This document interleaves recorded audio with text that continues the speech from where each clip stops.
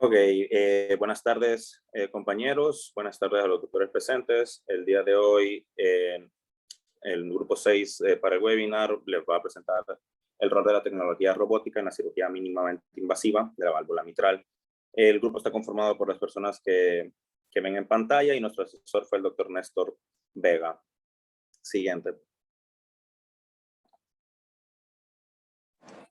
De manera de introducción, vamos a ver que la cirugía robótica de válvula mitral específicamente se ha desarrollado durante 20 años, pero a inicios de los 90 se comenzaron cirugías mitrales mínimamente invasivas, pero no fue hasta el inicio de los años 2000 que se comenzó a implementar los sistemas robóticos, que el primero fue el sistema Da Vinci, y el objetivo de esto es simplemente ayudar, y ya que el mismo cirujano es quien lo controla, pues es un asistente del cirujano, para poder tener mejores resultados en menos tiempo y con mejores resultados estéticos que lo buscan mucho las personas.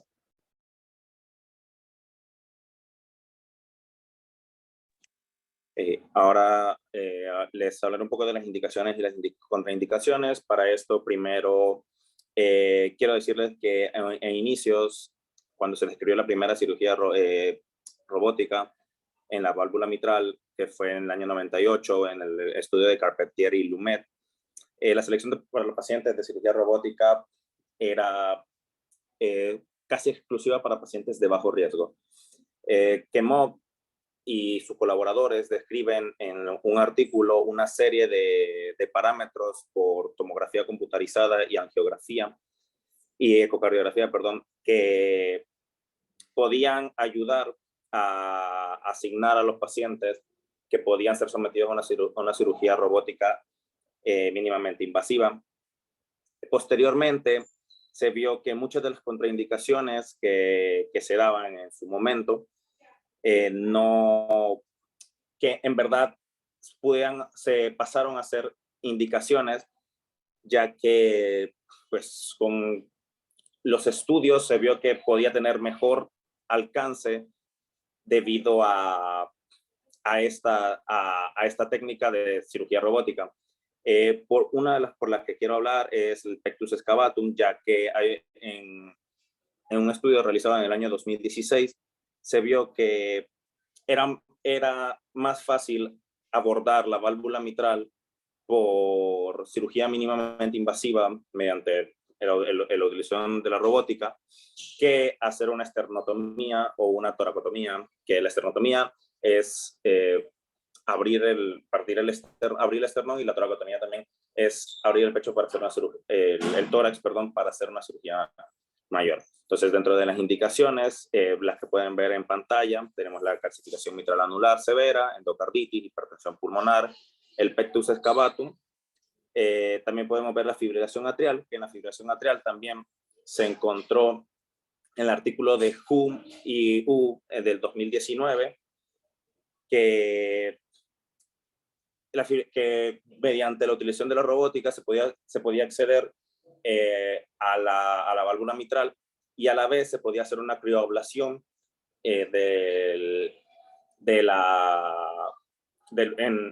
para la fibrilación atrial.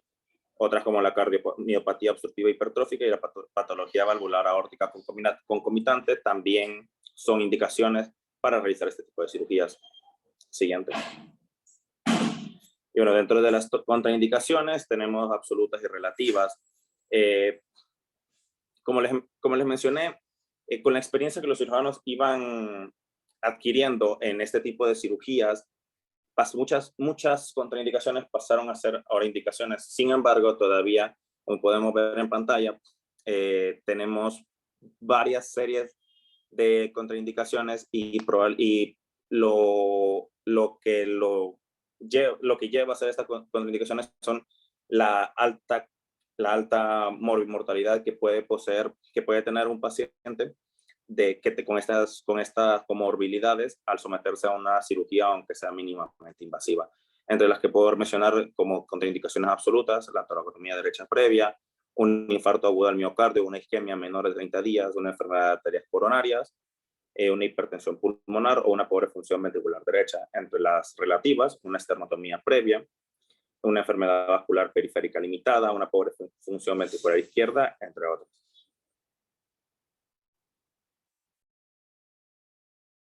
Vale, yo voy a hablar de los abordajes quirúrgicos. El primer abordaje sería el abordaje clásico. Empezamos por la posición del paciente. Él se encuentra en decúbito supino con su hemitórax derecho elevado y ya el anestesiólogo lo ha intubado con un tubo endotraqueal de doble lumen.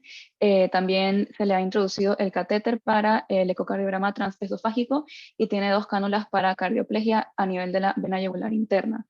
Y la posición del robot, el robot se encuentra a la izquierda del paciente y los brazos del robot alcanzan la derecha del paciente. Hay 4 brazos, hay uno para los instrumentos izquierdo, uno para los instrumentos derecho, uno para el retractor atrial, para la cámara. Y bueno, se incide a nivel del tórax en el segundo tercer espacio intercostal derecho y se realiza una mini toracotomía y se inserta el retractor de tejidos blandos. Hay 2 técnicas para realizar esto. En la primera, la toracotomía tiene un tamaño más o menos de 4 a 6 centímetros, entonces esta incisión es suficientemente grande para que el puerto, para que esté utilizada como puerto para la cámara, como observan en la foto, en la sigla CAP. Y la otra técnica es que esta incisión es mucho más pequeña, es alrededor de 15 a 25 milímetros, entonces se utiliza un puerto diferente para la cámara, como ven, con la sigla CAP. En ambas técnicas, los brazos para los instrumentos se encuentran a los laterales de la minitoracotomía y el brazo para el retractor atrial se encuentra parasternalmente, ya sea al mismo nivel al mismo espacio intercostal que la minitoracotomía o uno o 2 espacios por debajo. Entonces, esta es una cirugía que necesita circulación extracorpórea, de manera que vamos a bypass la circulación cardiopulmonar, de manera que el corazón va a quedar por un momento sin sangre. Entonces, hay que protegerlo de la isquemia. Para esto vamos a utilizar entonces la cardioplegia, que es usar una solución hipercalémica para producir un arresto cardíaco en diástole. Y esto va a permitir proteger al corazón de la isquemia durante la cirugía. Además de esto, también la solución se encuentra a una temperatura de más o menos 4 grados centígrados, por lo tanto, esto se le va a dar hipotermia al paciente para poder también proteger aún más el miocardio. Entonces, una vez que ya se encuentra el paciente en bomba, se realiza una incisión anterior en el pericardio, cuidando los nervios frénicos, tratando de no lesionarlos, y se va a insertar una cánula a nivel de la aorta ascendente para poder insertar, para poder infundir la cardioplegia. Entonces, una vez realizado esto, se pinza o se clampea a nivel de la aorta ascendente por debajo del nacimiento de la arteria innominada y entonces se procede a realizar la cardioplegia. Una vez realizado esto, entonces se incide a nivel del surco interatrial para poder observar la válvula mitral y se coloca entonces el retractor atrial. En el segundo abordaje sería el abordaje endoscópico lateral con robótica, y la diferencia de este con el anterior es que aquí no se utiliza una pinza para clampear la aorta, sino que se utiliza un endobalón, así que la pinza se mantiene fuera del campo del robot. El tercer abordaje quirúrgico que se puede tener es el completamente endoscópico. Utiliza algunos principios similares a los anteriores. Una que se tenga anestesiado al paciente, hay que realizar una intubación endotraqueal, también con un tubo de doble lumen, y se le hace una línea de monitoreo arterial para evaluar lo que sería la arteria pulmonar. Posteriormente, se introduce un catéter de cardioplegia retrógrado, que este va a servir para lo mismo, hacer el paro cardíaco inducido para la circulación extracorpórea, y este se puede colocar con ayuda ya sea de fluoroscopía o un eco transesofágico, y también se le tiene que poner una línea venosa central, en este caso a nivel en la vena yugular interna, preferiblemente de un solo lumen, porque este va a ser utilizado para lo que es la canulación bicaval a nivel de la vena cava superior. Para el abordaje completamente endoscópico también se necesitan colocar diferentes puertos. El primero que se tiene que colocar es el puerto de la cámara, que es el CAP. Este se coloca en el cuarto al quinto espacio intercostal derecho, anterior a la línea axilar anterior, justo anterior, y los otros puertos se van a ir colocar de manera directa utilizando la visión que nos ofrece la cámara, por eso la colocamos de primero, donde está el puerto de instrumentación izquierdo, que es el LIP, el puerto de instrumentación derecho, y el puerto de trabajo, que es el WOP, que es por el que vamos a introducirlo, por el que vamos a trabajar. Dale la siguiente. También se colocan tres, pon la anterior, también se colocan tres catéteres, después se van a colocar tres catéteres de angiogramas que no van a servir para hacer diferentes suturas. Dale la siguiente. Una vez que se han colocado todos los puertos y todos los catéteres, hay que hacer la canulación periférica. Esta se hace a nivel femoral, aquí, para lo que sería la canulación bicabal. Aquí vemos una incisión abierta, pero también se puede hacer de manera percutánea, lo cual ayudaría al paciente que a nivel operatorio tenga menos dolor y disminuye el riesgo de la principal complicación de la canulación periférica, que son los linfocelios. Una vez se canulan, se procede a hacer la canulación bicabal para la circulación intracorpórea, igual que el abordaje anterior. Luego que se tienen todos los puertos, se ha detenido el corazón, ven tres catéteres que están proximalmente lo ven azul. Por esos catéteres, por uno de ellos vamos a hacer una sutura de retracciones a nivel de la diafragma derecho. Esto va a ayudar a proteger el hígado durante el resto de la operación. Y los otros se utilizan para hacer la sutura de retracción a nivel pericárdico, porque posteriormente se abre el pericardio y se abre posteriormente en la pared posterior de la aurícula izquierda para poder visualizar y inspeccionar y analizar lo que sería la válvula mitral. También se hace un test de hidrostática que sirve para evaluar las válvulas individualmente para poder determinar en ese momento cuál es el manejo que se va a dar. Y una vez que se ha realizado eso, entonces se introduce la válvula mitral y se van sacando todos los puertos y todos los catéteres. Y antes de sacar la cámara hay que inspeccionar todo el área, que no haya ningún tipo de sangrado y no haya ninguna complicación. Y a la derecha se ve una imagen del resultado que deja una reparación de válvula mitral totalmente endoscópica, en la cual vemos que prácticamente no hay cicatrices.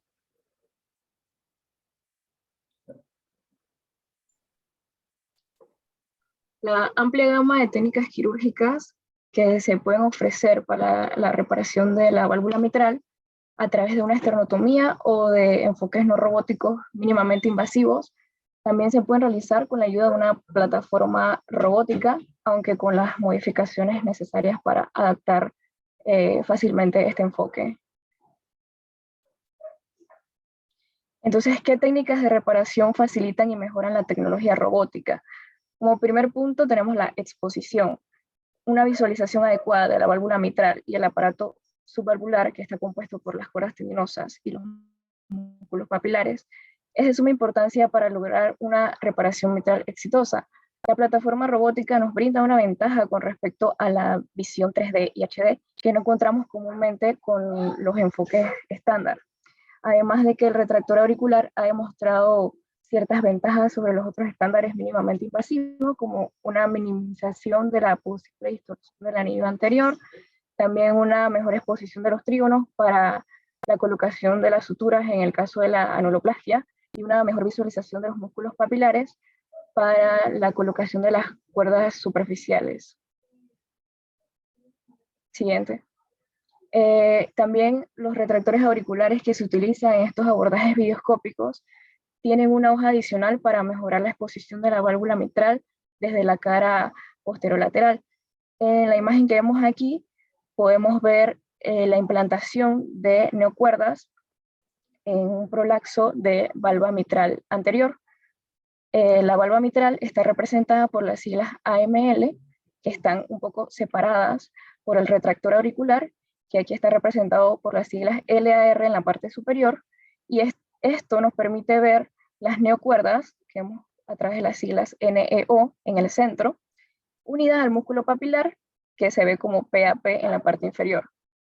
Hacia la izquierda vemos las siglas LRI, que representan el instrumento robótico izquierdo, y hacia la derecha las siglas RRI, que representan el instrumento robótico derecho. Siguiente. En cuanto a la valva posterior, las resecciones triangulares han sido las preferidas en la mayoría de los informes publicados.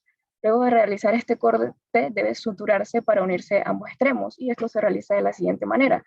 Las suturas se pasan a través del borde libre de cada velo y luego a través de la mitad del mismo, para disminuir la altura del velo de la valva posterior. Otra técnica que se utiliza es la técnica llamada Hercut, que permite desplazar la línea de coactación hacia atrás. De esta forma se reduce la altura de la valva posterior y el riesgo de que haya un movimiento anterior sistólico. Siguiente. También se han sugerido para la valva posterior el uso de las neocuerdas, que está asociada con tiempos quirúrgicos más cortos y que ofrece una versatilidad superior en comparación con las técnicas de resección.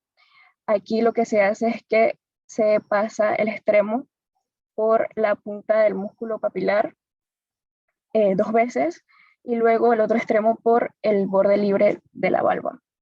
Y para establecer la longitud de la neocuerda se toma en comparación la longitud de una valva que no esté prolaxada más cercana.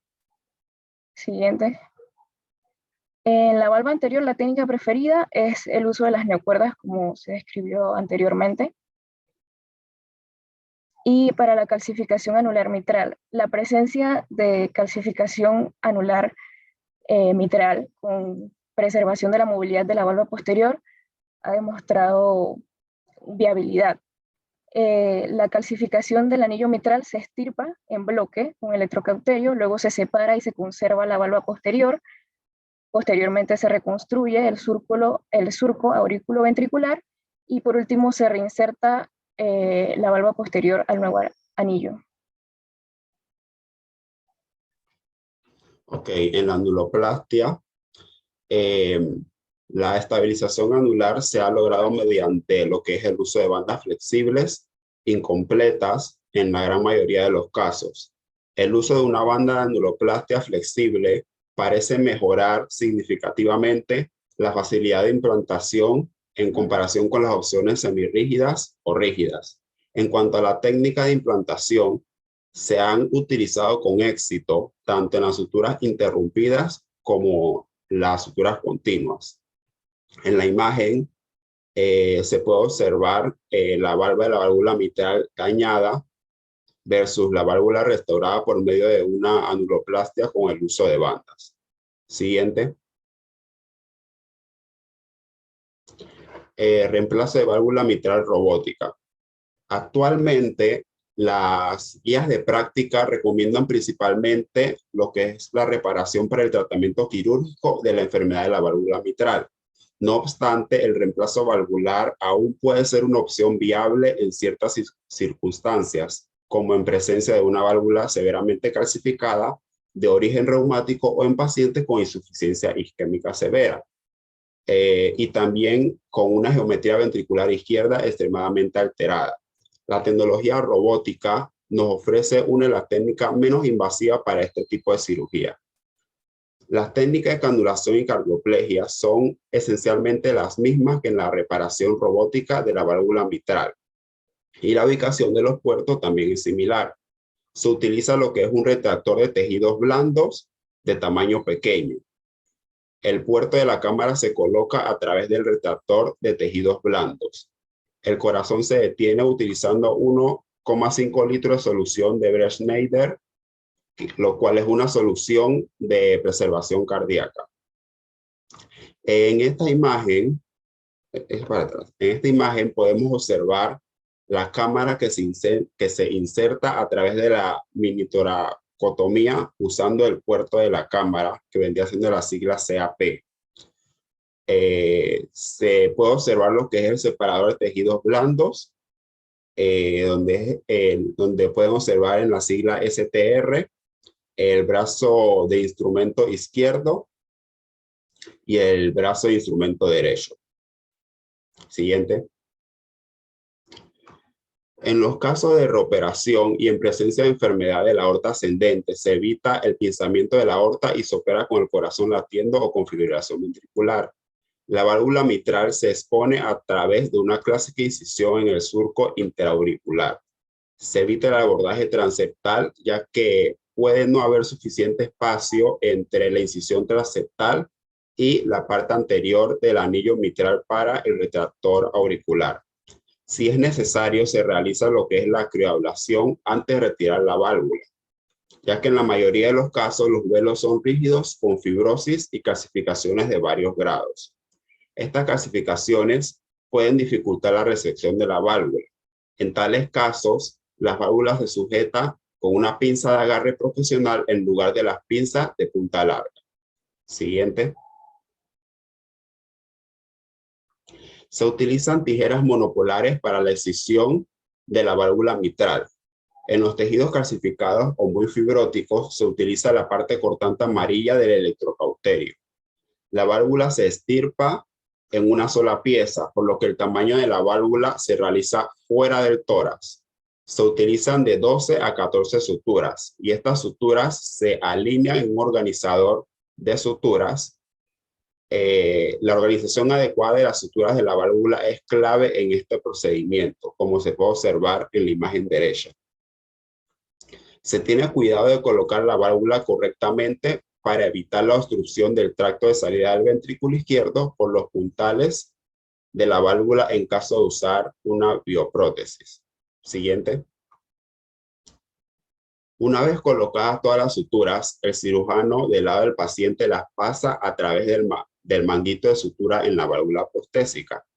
Luego, la cámara se aleja de la incisión y la válvula prostésica se lanza en paracaídas hacia el anillo mitral y todas las suturas se aseguran con sujetadores de sutura de titanio. Como podemos observar en la imagen derecha, la inserción de una prótesis de válvula mitral mecánica en el reemplazo robótico de válvula mitral, donde la MVP vendría siendo la prótesis de la válvula mitral, LIP el puerto de instrumento izquierdo, RIP el puerto de instrumento derecho y CAP el puerto de la cámara. Siguiente.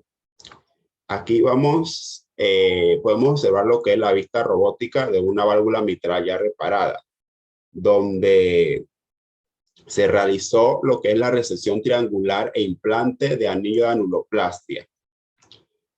Podemos observar la válvula mitral anterior, representada por la sigla AML, la sutura después de resección triangular por la SUT, el anillo de anuloplastia, APR, el sujetador de titanio, TIF, el instrumento robótico derecho y el instrumento robótico izquierdo, respectivamente, y el retractor auricular izquierdo, que venía siendo LAR.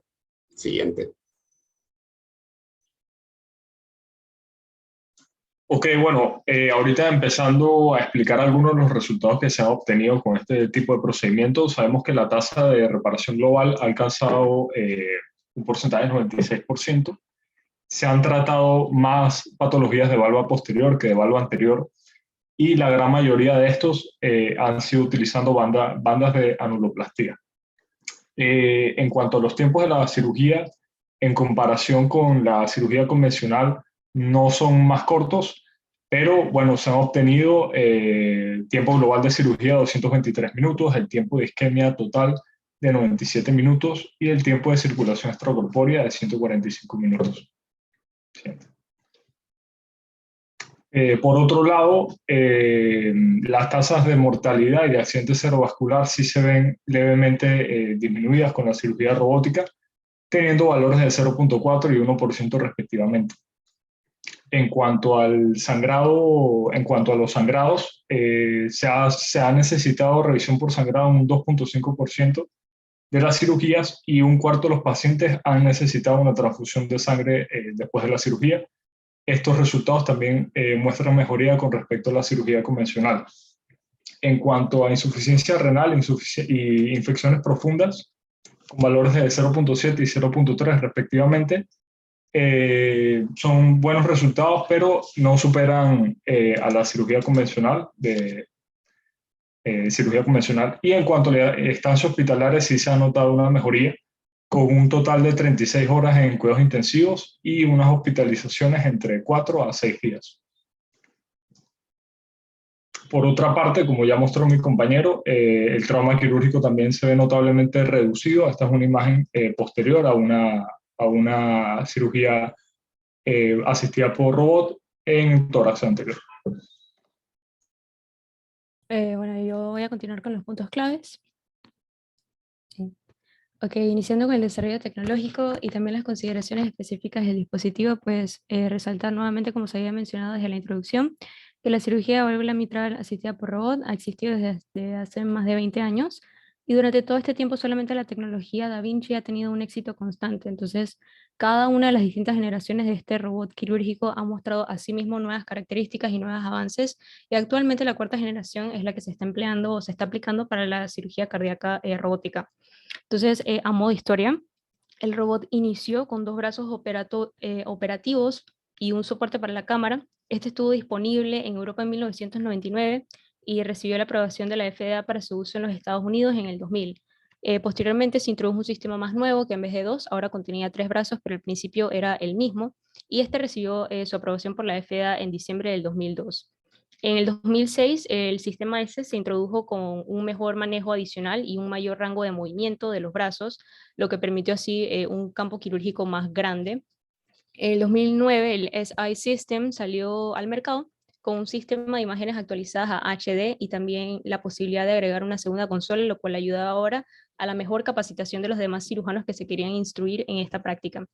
En el 2014, Intuitive lanzó la generación XI, que esto permitía un acoplamiento más fácil, un mejor rango de movimiento, uno más amplio, con brazos más pequeños y delgados, y también la capacidad de acoplar el endoscopio a cualquier brazo que tuviese puertos de 8 milímetros, y pues se permitió un mejor acceso anatómico en cirugías multicuadrantes. Siguiente.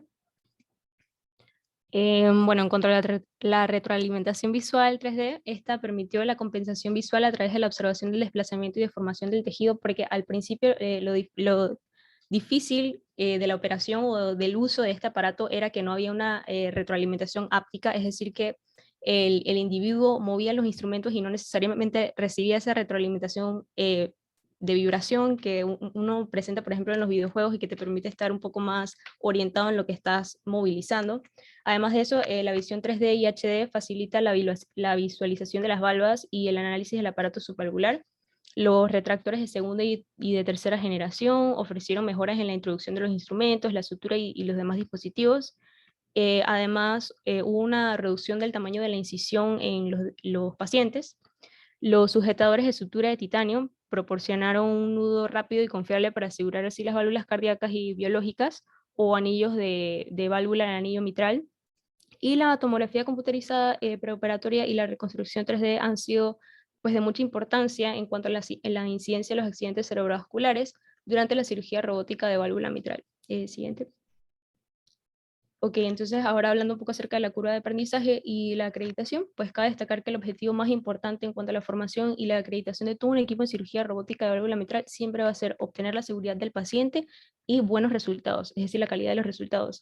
Además es muy importante reconocer a este punto la importancia del consentimiento informado. El paciente debe estar debidamente informado, debe conocer que la toracotomía abierta, anterolateral o la esternotomía son segundas opciones intraoperatorias y la conversión a estas técnicas o a estas formas podría salvar la vida del paciente en el caso de que se llegaran a presentar dificultades en las técnicas.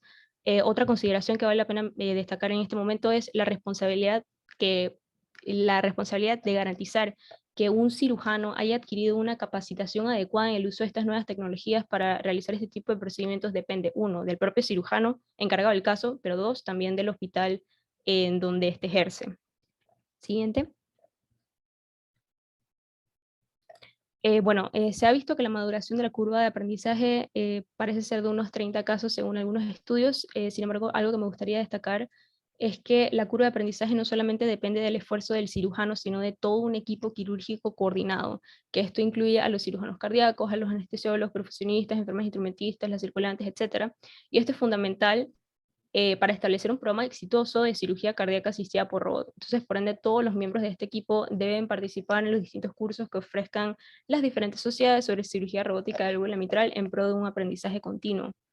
Otro punto también que me gustaría destacar es que se recomienda que antes de los 8 a los 10 primeros casos, todo el equipo de cirugía robótica practique en un entorno de simulación de alta fidelidad, como ahorita voy a mostrar una imagen en el slide que sigue, y también los participantes del procedimiento deben practicar también la coreografía o su desplazamiento dentro del salón de operaciones. Otra cosa importante es que se habla de que para que un programa sea competente, se deben realizar mínimo 20 casos robóticos por año. Siguiente.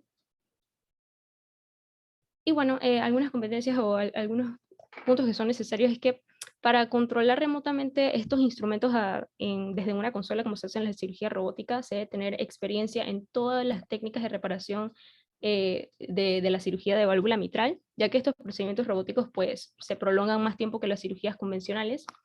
Otro punto es que el entrenamiento en la llamada cirugía mínimamente invasiva de válvula mitral, también conocida como mini mitral, utilizando una videoscopía convencional, se describe beneficiosa, pero no se considera como un requisito previo absoluto. Y bueno, pues como había mencionado, aquí se encuentra una imagen del simulador de alta fidelidad que puede ser útil, sobre todo para los primeros casos.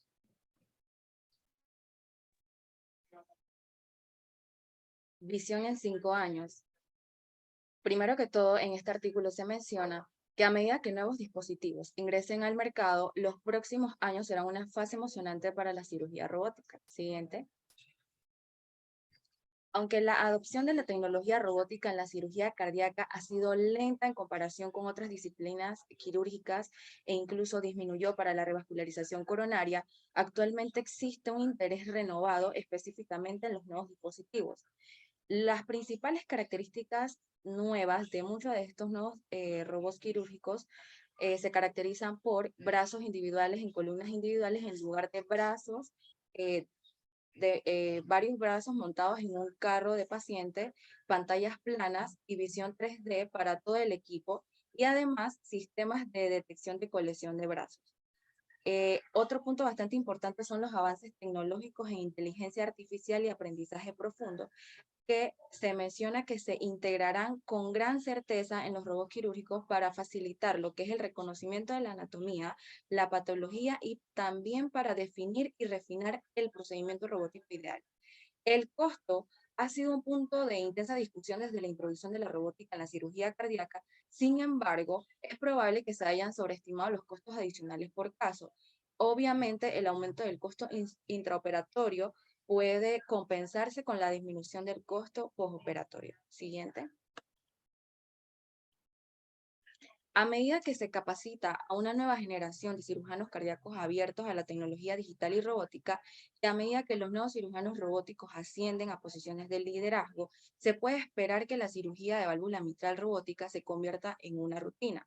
Ya existe una tendencia visible de que las principales sociedades de cirugía cardiotorácica, como la ACEs, que es la Society of Thoracic Surgeons, la ACEs y la ISMIC, es la International Society for Minimally Invasive Cardiothoracic Surgery, ellas están optando por completo las técnicas robóticas. Y estas dos últimas que mencioné ofrecen becas oficiales. Otro punto también importante es que dado que la simulación es un componente indispensable para la formación, será necesario desarrollar módulos de simulación refinados. Incluso ya existen módulos de procedimientos completos virtuales para especialidades como urología, ginecología, cirugía general y cirugía torácica. Por lo tanto, un próximo paso importante para la cirugía cardíaca durante los próximos 5 años es ofrecer tales herramientas para amortiguar las curvas de aprendizaje en la cirugía de válvula mitral robótica ya mencionadas anteriormente. Casos que antes se consideraban contraindicaciones como la calcificación anular y la endocarditis se han abordado en los últimos años y se han obtenido excelentes resultados. Y algo bastante importante es algo que se tiene que incluir es la realización de ensayos aleatorios prospectivos diseñados adecuadamente para poder evaluar los beneficios de la aplicación de la tecnología robótica en la cirugía de la válvula mitral en comparación con las técnicas abiertas y otras técnicas mínimamente invasivas. Y esto ayudará de igual forma a conocer cuáles son las ventajas y desventajas de un enfoque asistido por robot.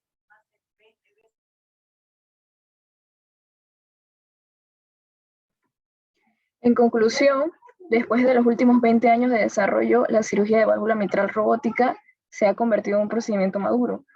Los avances tecnológicos que han ido surgiendo han permitido un abordaje completamente endoscópico realizado solo por puerto, y esto a su vez permitió que las indicaciones para el procedimiento se hayan ampliado. La cirugía de válvula mitral robótica parece cumplir con estándares de seguridad y calidad con respecto a la cirugía abierta, a su vez reduciendo el trauma quirúrgico y el tiempo de recuperación.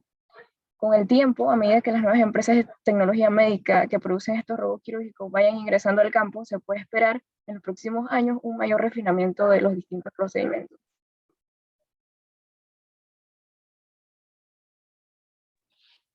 Ok, ¿qué opinan los expertos? Hasta el momento, la cirugía de la válvula mitral asistida por robot es un procedimiento que se ha venido realizando por poco más de 2 décadas, que se resume en 4 generaciones de aparatos robóticos que ayudan a los profesionales de la salud en este tipo de procedimiento. Y hasta el momento, el paso más importante fue la introducción de un retractor auricular izquierdo que permite una excelentísima exposición de la válvula mitral como nunca antes se había conseguido. Y esto es algo en lo que los expertos que colaboraron para el desarrollo de este paper coinciden en que hasta este momento esta es la mejor generación. Y aparte de lo que se menciona del retractor de la aurícula izquierda, se suma la instrumentación y los dispositivos adjuntos, como nuevos retractores de tejidos blancos, material de sutura especial y sujetadores de sutura automatizados que antes no teníamos y han colaborado enormemente a la evolución de este procedimiento. En comparación a otros enfoques, En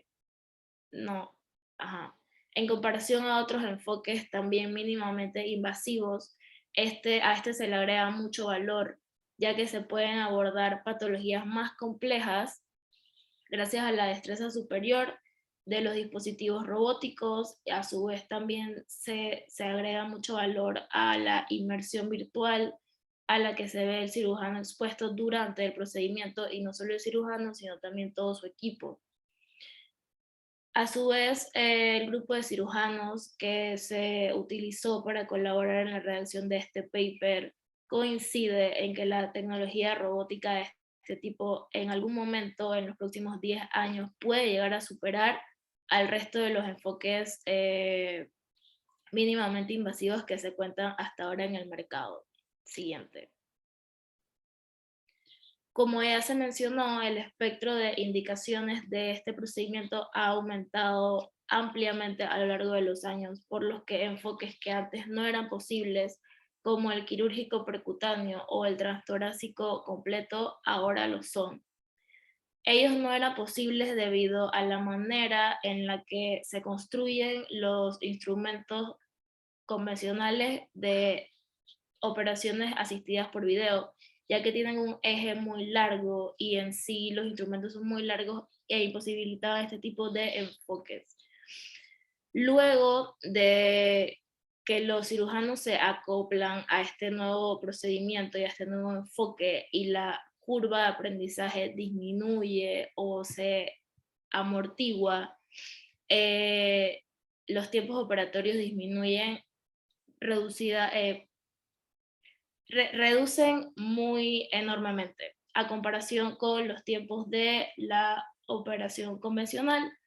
Entonces se le agrega mucho valor a este procedimiento, ya que disminuye el tiempo dentro del salón de operaciones y a su vez disminuye el tiempo de recuperación postquirúrgica, debido a que dentro del SOP el trauma quirúrgico es mucho, mucho menor. Siguiente.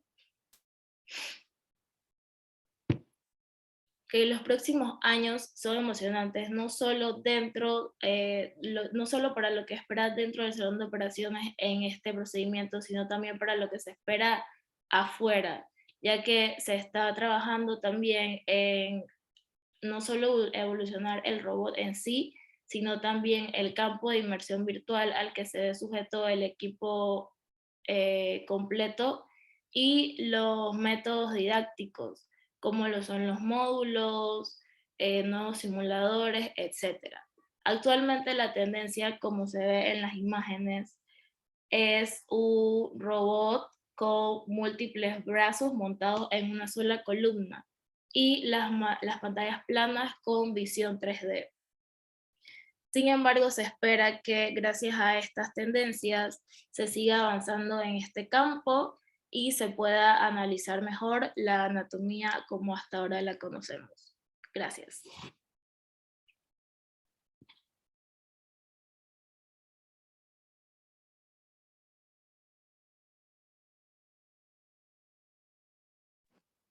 Muy bien. ¿Tiene algún comentario? No sé si el doctor Victoria está en el público. Es el experto en cardiovascular. ¿Alguien tiene alguna pregunta hacia sus compañeros? ¿O algún aporte? Es importante esto, ¿ah?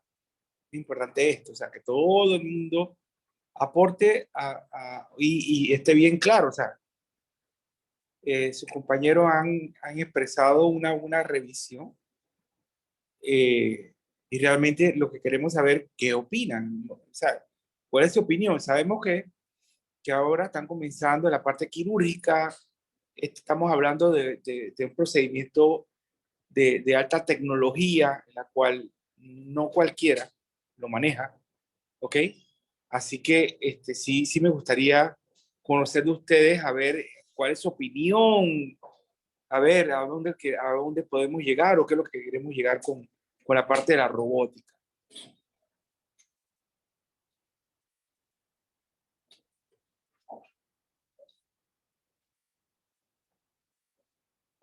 No hay preguntas, todo quedó claro.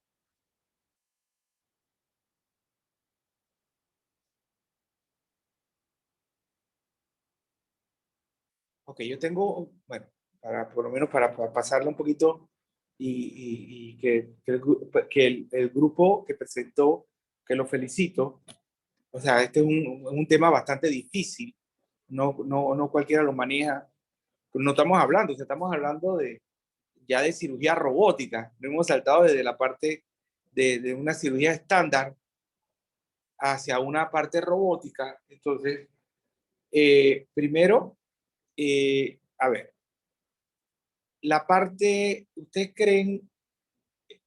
Hablamos sobre el entrenamiento de los médicos y la curva de aprendizaje. Yo quiero que ustedes sepan de esa parte, o sea,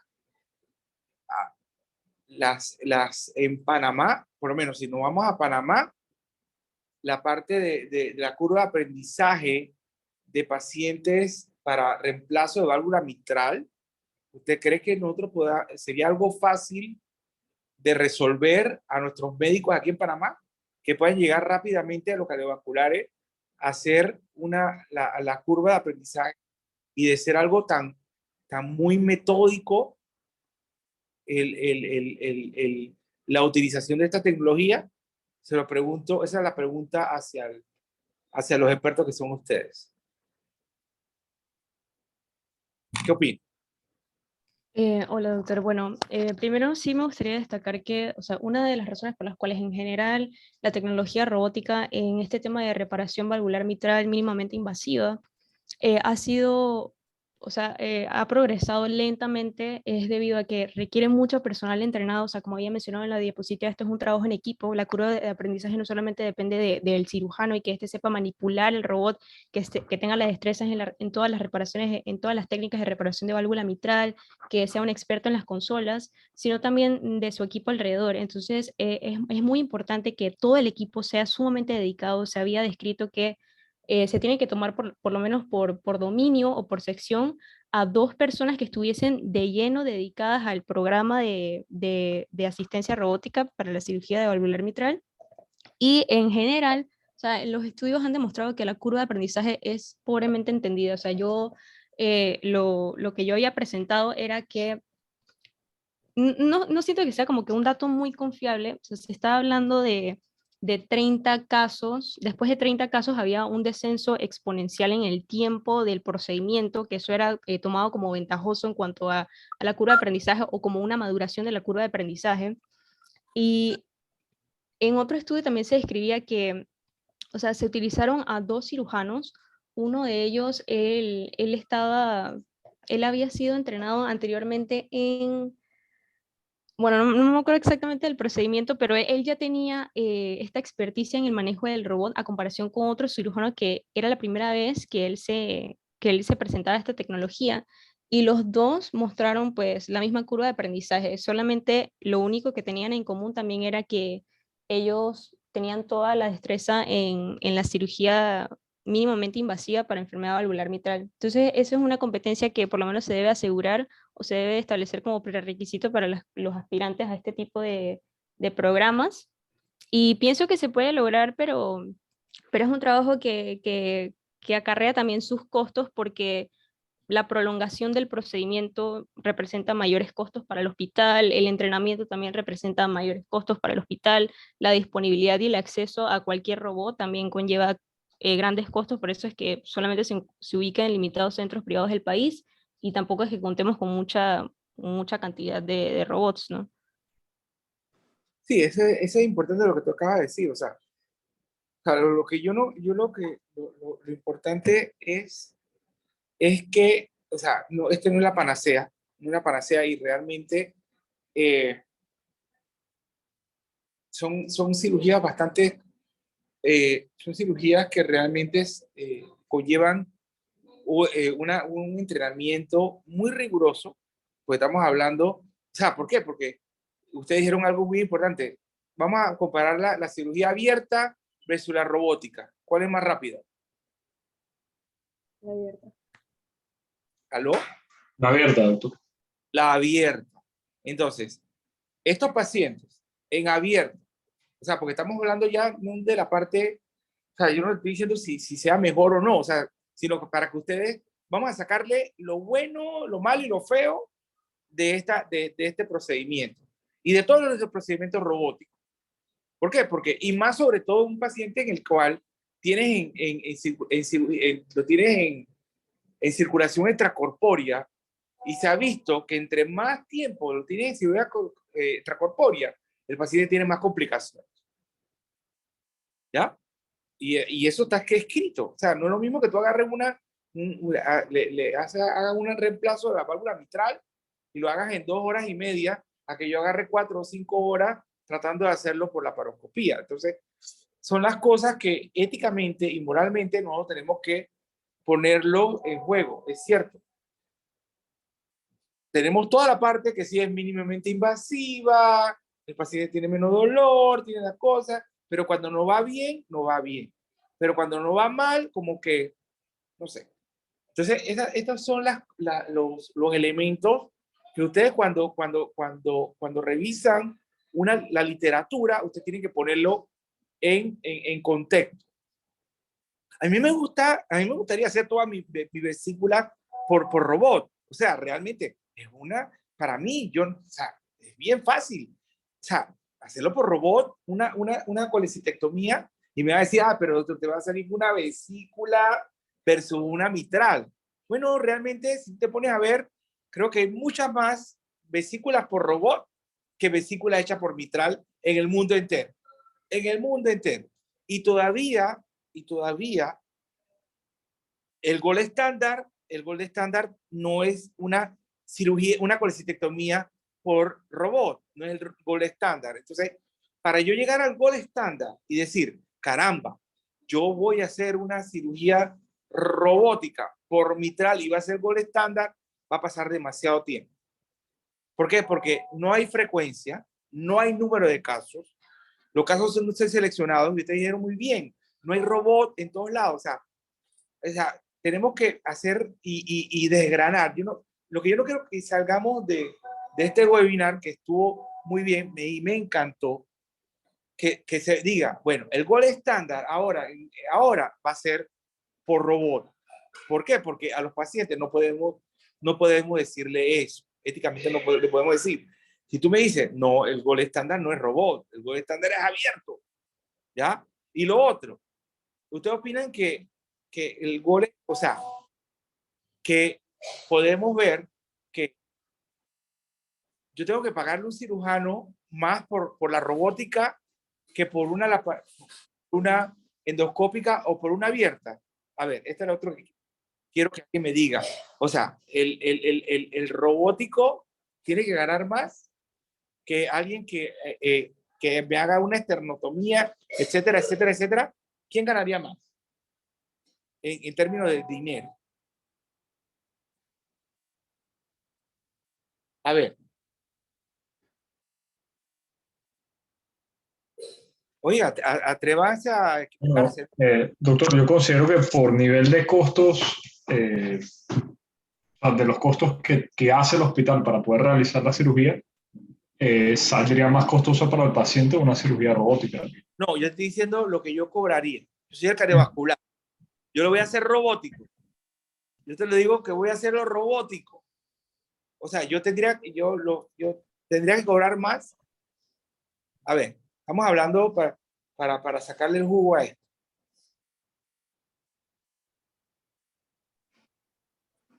Pensaría que quizás no.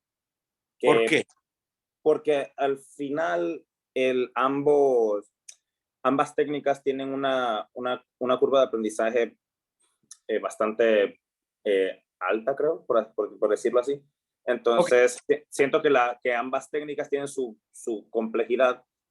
Pero, a ver, si lo ponemos en cierta perspectiva, también puede ser que en la formación, al final, en la formación como cirujano cardiovascular, la técnica, el gold standard o la técnica la principal que se aprende es una toracotomía o una esternotomía. Entonces, que el cirujano se prepare un poco más con la cirugía robótica. Oye, salió, me escriben ese nombre allí, no sé por qué se fue del cuestión. 2 salieron y eso está en la grabación. Continúa, doctor. Sí, doctor. Entonces, creo que siendo que el cirujano que aprende un poquito más con la cirugía robótica para reparación de válvula mitral, quizás por ahí podríamos irnos que ese cirujano podría ganar un poco más que uno que realiza una cirugía convencional. Ok, yo te voy a poner así. ¿Qué más trabajo? ¿Qué más trabajo tiene el paciente? O sea, ese momento.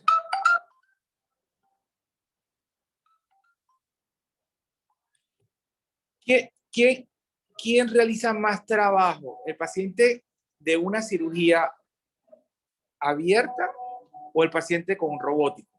¿Quién trabaja más? Cuando me dice que trabaja más, ¿es el cirujano, doctor? Sí, estamos hablando de cirujano cardiovascular. Pues durante la propia cirugía, el cirujano por el que trabaja con robótica. ¿Pero por qué? Acá, acuérdate que el cirujano acá tiene que abrir el esternón. Perdón. Sí. Tranquilo. Eso es, allí yo quería llegar. Yo te voy a, no vamos a poner, te lo voy a poner aparte. ¿Quién trabaja más? ¿O quién tiene más trabajo? Un cirujano haciendo una vesícula abierta versus un cirujano haciendo una colecistectomía laparoscópica. ¿Quién trabaja más? ¿Quién tiene que tener más cuidado y más todo? El cirujano que la realiza abierta. Exactamente. Entonces lo podemos pasar a la parte también. Lo mismo, acá tiene que abrir el esternón, te va a sangrar el esternón, hacer hemostasia, abrir el pericardio. ¡Wow! O sea, todo eso sí es una destreza. Entonces, esas son cosas que la gente dice, no, pero ¿qué robot? Porque yo manejo el robot. Sí, pero yo estoy en una consola, ahí alejado, por allá. Estoy hablando de la consola, pero acá yo tengo que hacer toda una técnica quirúrgica para hacerlo. Entonces, ¿quién debe ganar más? El que me hace una esternotomía con los toros sangrados y todas las complicaciones que tiene que tener versus el que hace la mínimamente invasiva. O sea, esas son cosas que yo les se lo dejo. Lo mismo la cosa, o sea, le digo, para mí hacer una herniorrafia laparoscópica, para mí es un paseo, pero hacer una herniorrafia abierta, para mí no es paseo, porque tengo que conocer la anatomía, tengo que hacer muchas cosas. Entonces, son cosas que yo sí quiero que le queden a ustedes en la mente de qué es más complejo. Para mí es más complejo de complejidad algo abierto que algo laparoscópico y menos complejidad algo laparoscópico, algo robótico. Ah, no, porque tengo que conocer robot. Sí, bueno, sí, tengo que conocer robot, pero realmente no es así. Entonces, eso sí tenemos que cambiar. Hay que cambiarlo porque hay más trabajo en abrirle un abdomen, abrir un esternón, hacer una lumbotomía para sacar un riñón o para sacar una suprarrenal, que hacerlo por la paroscopía o por rebot. Me dice, sí, es más complejo. Bueno, sí, es más complejo para ti, pero y es más fácil para ti.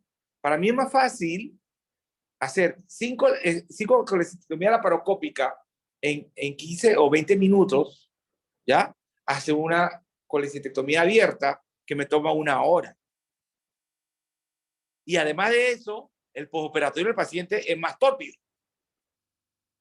O sea, son cuestiones que se lo dejo allí para que lo tengan, ¿ya? Yo no he dicho que uno es mejor que la otra. Realmente eso es bien, y vuelvo y se lo repito, no sé si alguien tiene algún comentario de lo que acabo de decir, pero lo bueno es que por lo menos es despertarle en ustedes ese interés.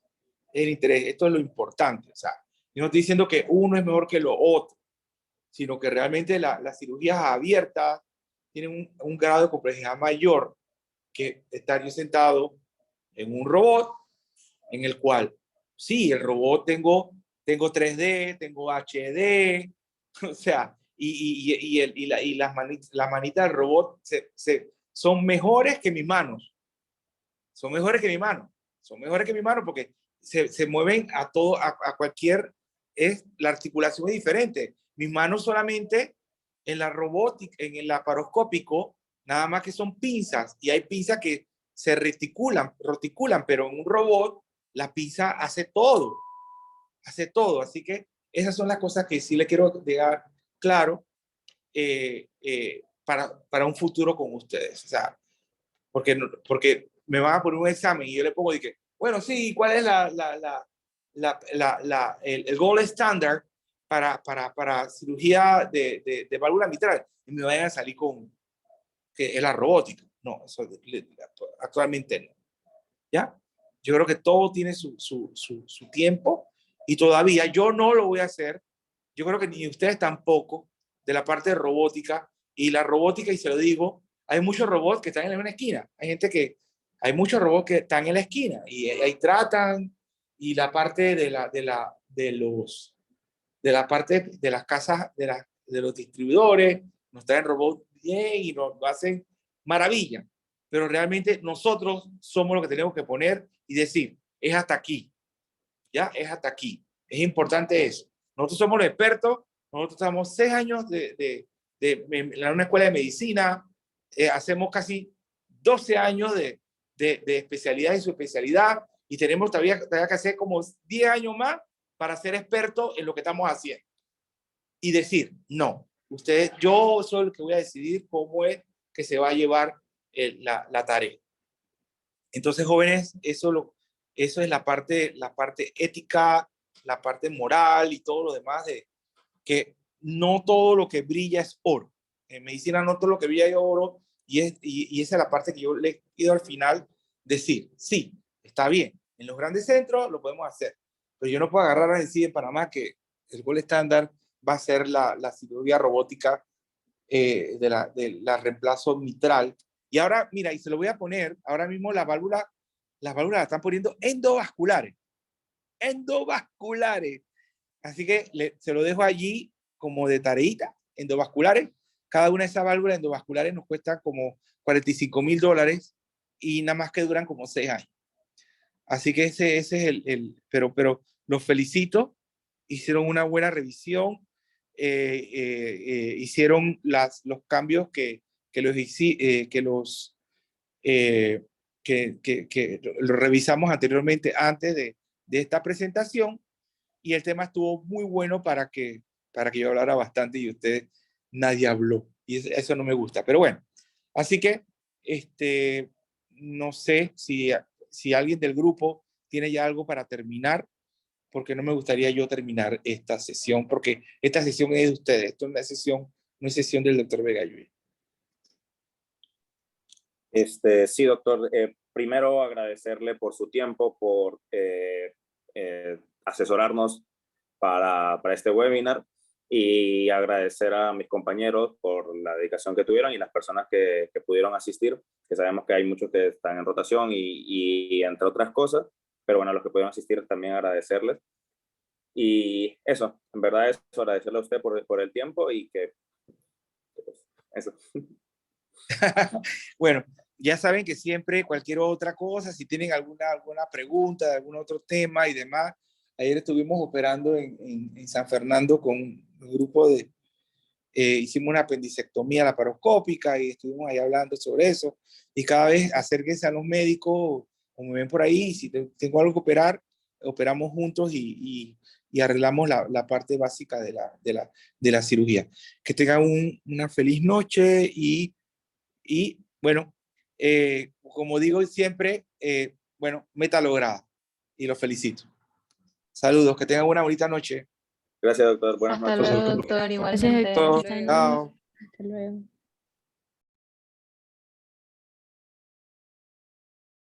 Gracias a todos los que vinieron.